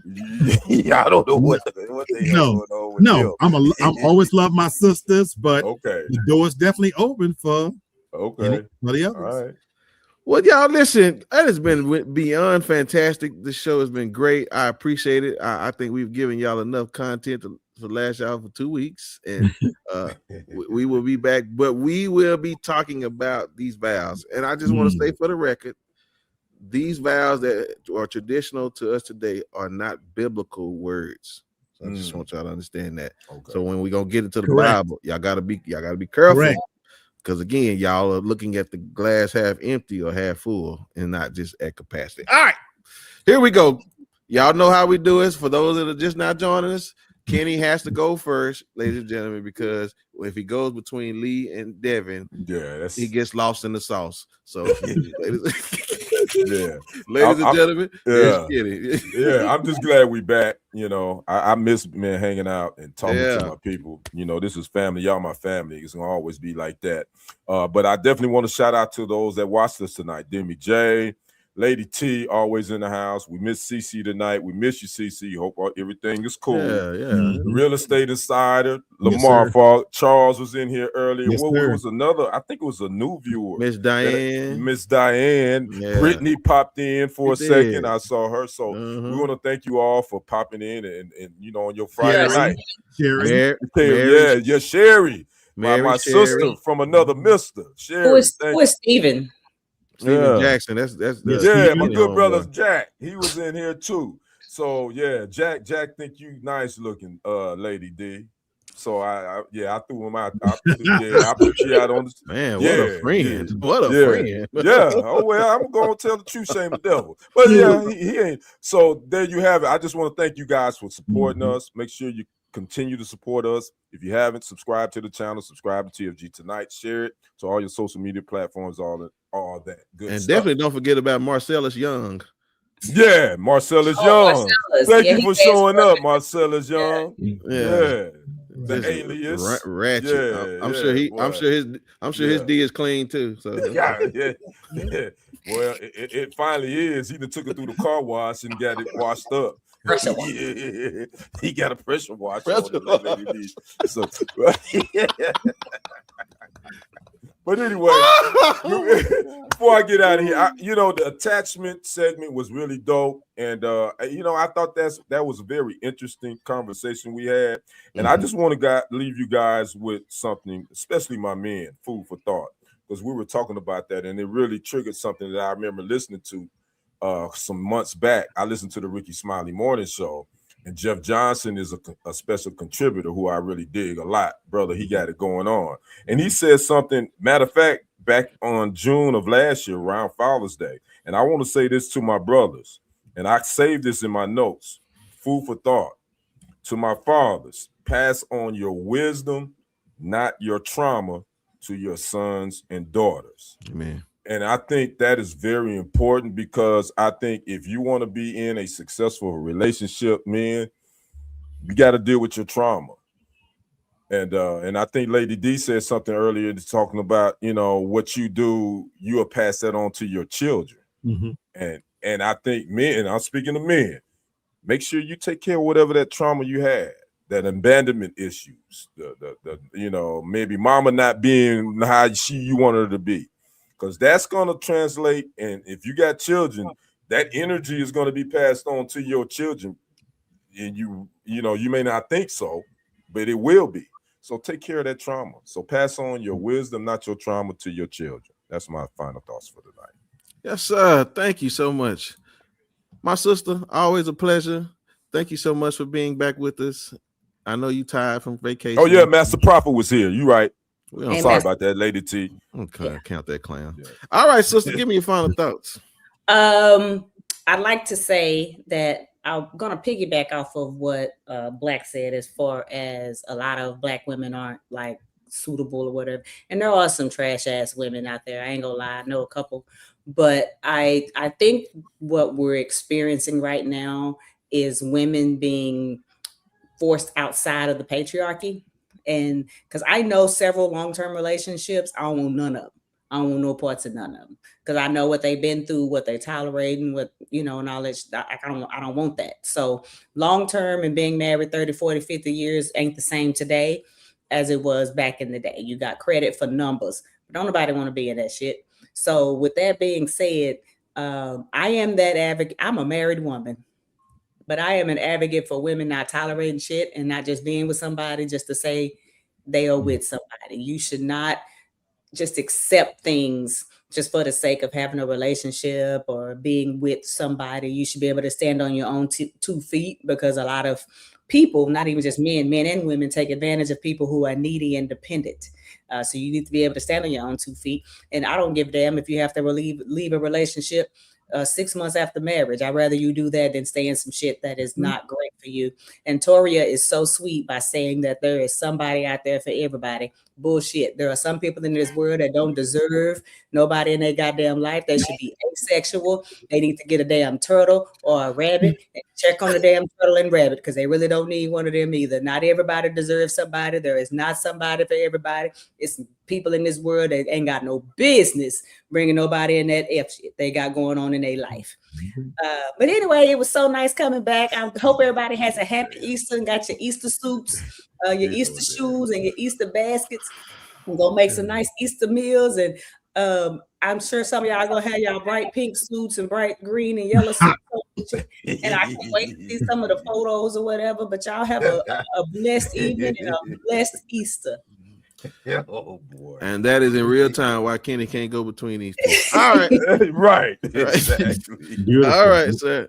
Don't disagree with nothing she said. Lady D, you inspired my final take when we were talking about Stephen A. Smith and Jason Whitlock. And you mentioned that, you know, when you hit a certain level, it's in your best interest. He's a billionaire, to ignore it. Don't even give it the time of day. And so, you know, that's the Christian thing to do. Sometimes you got to pop out and show it. See, this is my fellow Capricornian speaking. Lady D, I got a nasty, filthy, no good bitch that lives above me that has forced me to move out of my beautiful apartment. My favorite apartment I've ever been in. And so my stomach had been in knots because I want to kill her. I literally, if I thought I could get away with it, I would walk up, and she has a ring camera. If I could knock on the door, I would execute this bitch and go and come down. Y'all. He dreaming. He playing. I'm not kidding. He playing hypothetically. I'm not kidding. I contemplated parking my car and getting a scoop rifle and executing that sloppy bitch and going on about my business. Movie so script. the reality is that the Christian thing to do would be to let it go, but she stomps above me every day.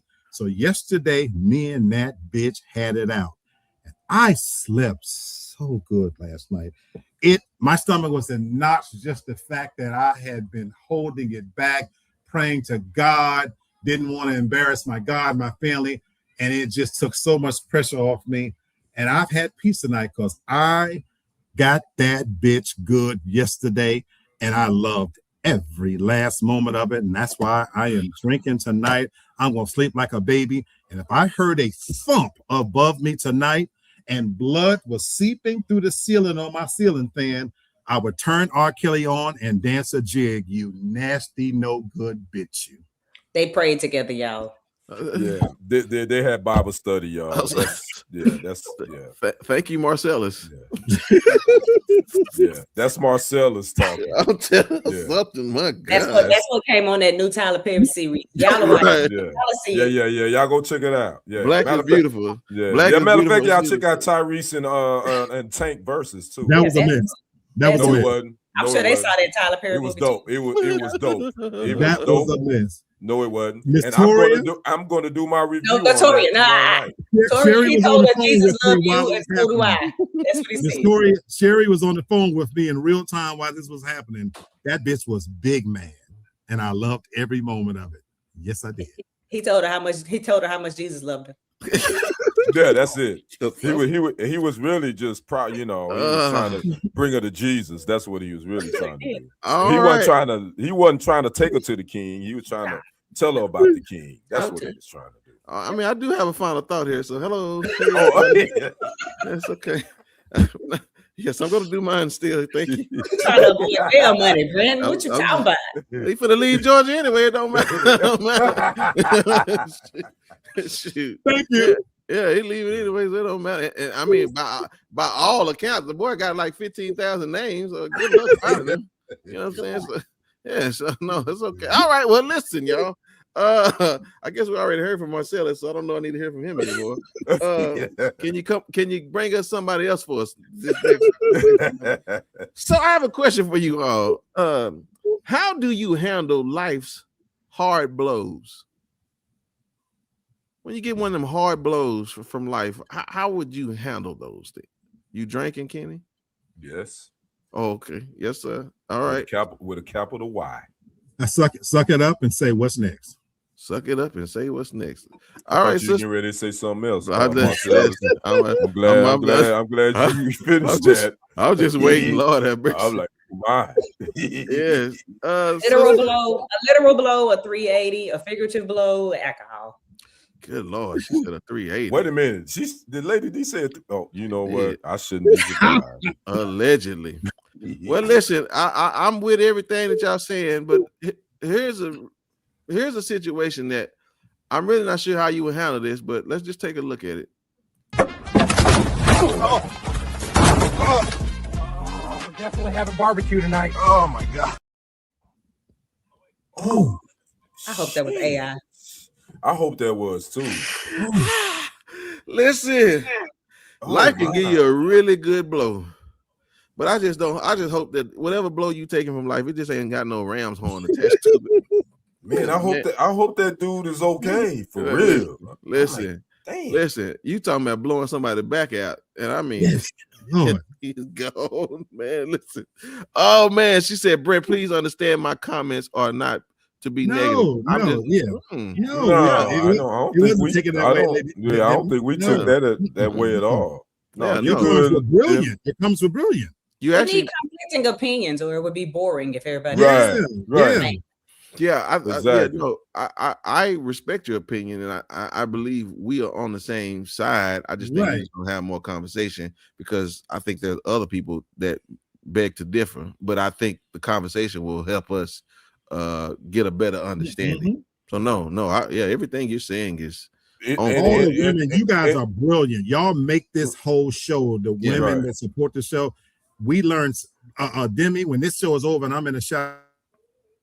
It is brilliant, sweetheart. Yes. Even if we aren't on the same side, if we don't even see it the same way, but that's the beauty of conversation. Yeah, it's about opening up that dialogue where we can talk about it. Yeah, I know. At the end of the day, we can say, "Hey, I agree to disagree," that's right, and keep it moving. Yeah, and even when you messing up my final thoughts, Demi, it's okay. Hey, but you know what? You need spell check though, bro. Leave him alone. No, he ain't got to. He do not have to, because I'm gonna teach him, but I can tell him he gonna have to find. Yeah, we're gonna find out. That's okay.